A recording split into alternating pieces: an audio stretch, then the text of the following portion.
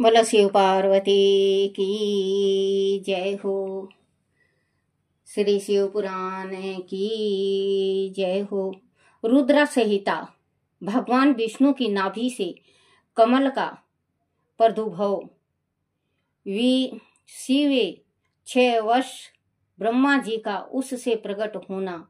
कमल नयन के उद्गम का पता लगाने में असमर्थ ब्रह्मा का तप करना। श्री हरि का उन्हें दर्शन देना। विवादग्रस्त ब्रह्मा विष्णु के बीच में अग्नि सतम का प्रकट होना तथा उनके और छोर का पता ना पाकर उन दोनों का उसे प्रणाम करना।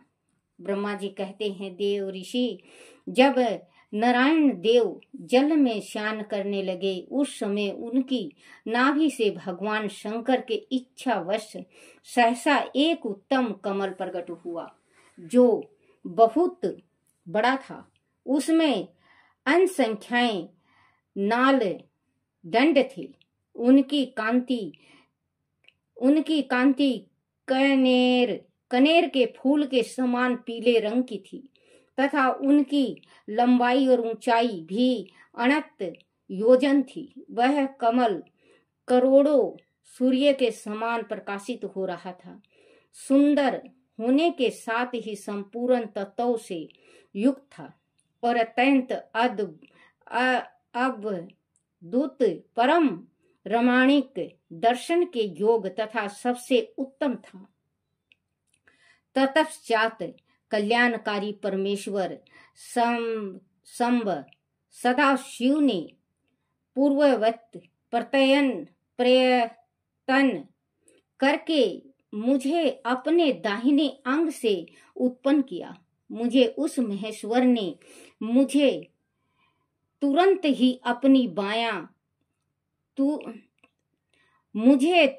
अपनी माया से मोहित करके नारायण देव के नाभि कमल में डाल दिया और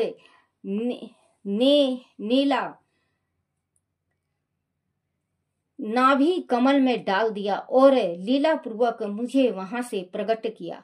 इस प्रकार उस कमल से पुत्र के रूप में मुझे हिरण्य गर्भ का जन्म हुआ।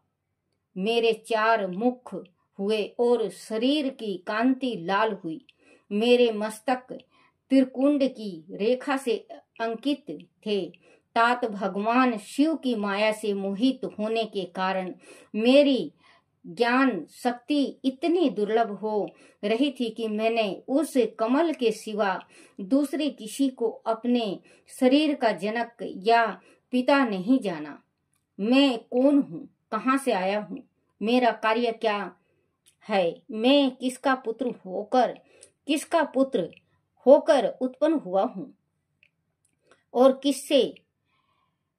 किसने इस समय मेरा निर्माण किया है।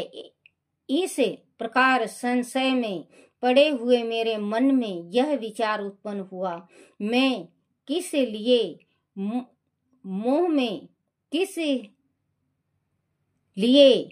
मोह में पड़ा हुआ हूँ।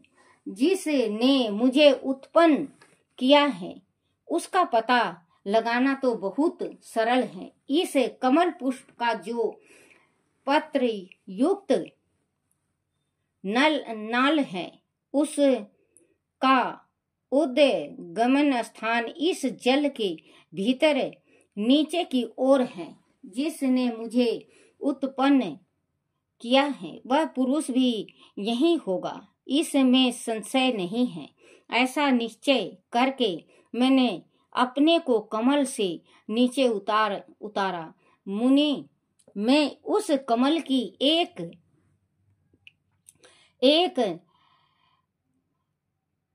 कमल से नीचे उतारा। मुनि, मैं उस कमल की एक नाल में गया और सैकड़ों वर्षों तक वह भ्रमण करता रहा, किंतु वह कहीं भी उस कमल के आगमन का उत्तम स्थान मुझे नहीं मिला। तब पुनः संशय में पड़कर मैं उस कमल पुष्प पर जाने को उत्सुक हुआ और नाल के मार्ग से उस कमल पर चढ़ने लगा।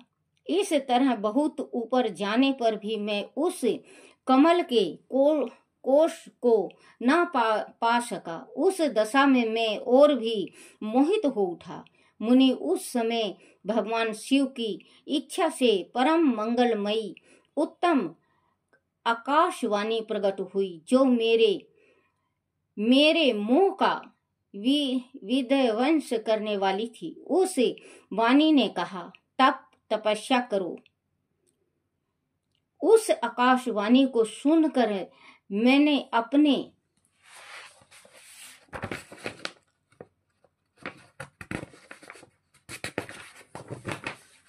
अपने जन्मदाता पिता का दर्शन करने के लिए उस समय पुनः प्रयत्न पूर्वक 12 बरस तक घोर तपस्या की। तब मुझ पर अनुग्रह करने के लिए ही 4 भुजाओं और सुंदर नेत्रों से सुशोभित भगवान विष्णु वहां सहसा प्रकट हो गए। उन परम पुरुष ने अपने हाथों से शंख चक्र गदा और पद्म धारण कर रखे थे। उनके सारे अंग सजल जल धर के समान श्याम कांति से सुशोभित थे। उन परम प्रभु सुंदर पीतंबर पहने रखा था। परम प्रभु ने सुंदर पीतंबर पहन रखा था। उनके मस्तक आदि अंगों में मुकुट आदि महामूल्यवान आभूषण शोभा पाते थे। उनका मुखार बिंद प्रसन्नता से खिला हुआ था। मैं उनकी छवि पर मोहित हो रहा था। वह मुझे करोड़ों कामदेव के समान मनोहर दिखाई दिए। उनका वह अत्यंत सुंदर रूप देखकर मुझे बड़ा आश्चर्य हुआ। वह सांवली और सुनहरी आभा से अवदसित हो रहे थे। उस समय उन सदा सत स्वरूप सर्वोत्तमा 4 भुजा धारण करने वाले महाबाहु नारायण देव को वहां उस रूप में अपने साथ देखकर मुझे बड़ा हर्ष हुआ। तदनंतर उन नारायण देव के साथ मेरी बातचीत आरंभ हुई। ब्रह्मा शिव की लीला से वहां हम दोनों में कुछ विवाद छिड़ गया। इसी समय हम लोगों के बीच में एक महान अग्नि स्तंभ ज्योतिमय लिंग प्रकट हुआ। मैंने और श्री विष्णु ने क्रमशः ऊपर और नीचे जाकर उनके आदि अंत का पता लगाने के लिए बड़ा प्रयत्न किया, परंतु हम कहीं भी उसका और छोर नहीं मिला। मैं थक कर ऊपर से नीचे लौट आया और भगवान विष्णु भी उसी तरह नीचे से ऊपर आकर मुझसे मिले। हम दोनों शिव की माया से मोहित थे। श्री हरि ने मेरे साथ आगे पीछे और अगल बगल से परमेश्वर शिव को प्रणाम किया। फिर वह सोचने लगे, यह क्या वस्तु है, इसके स्वरूप का निर्देश नहीं किया जा सकता, क्योंकि ना तो इसका कोई नाम है और ना कर्म ही है। लिंग रहित तत्व ही यह लिंग भाव को प्राप्त हो गया तत्व ही यह लिंग भाव को प्राप्त हो गया है। ध्यान मार्ग में भी इसके स्वरूप का कुछ पता नहीं चलता। इसके बाद मैं और श्री हरि दोनों ने अपने चित्त को स्वस्थ करके उस अग्नि स्तंभ को प्रणाम करना आरंभ किया। हम दोनों बोले, महाप्रभु, हम आपके स्वरूप को नहीं जानते। आप जो कोई भी हो क्यों ना हो, आपको हमारा नमस्कार है। महेशान, आप शीघ्र ही हमें अपने यथार्थ रूप का दर्शन कराइए। मुनि श्रेष्ठ, इस प्रकार अहंकार से आविष्ट हुए हम दोनों ही वह नमस्कार करने लगे। ऐसा करते हुए हमारे 100 बरस बीत गए। बोलो शिव पार्वती की जय हो।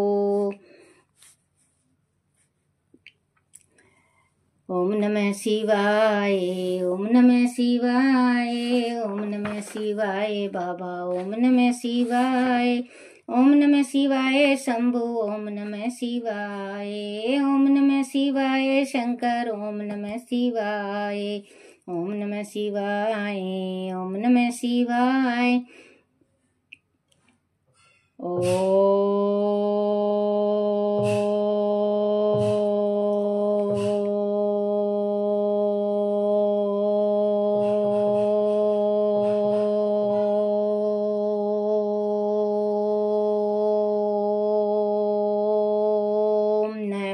शिवाय।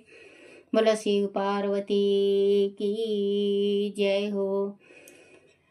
अपने अपने माता पिता की जय हो।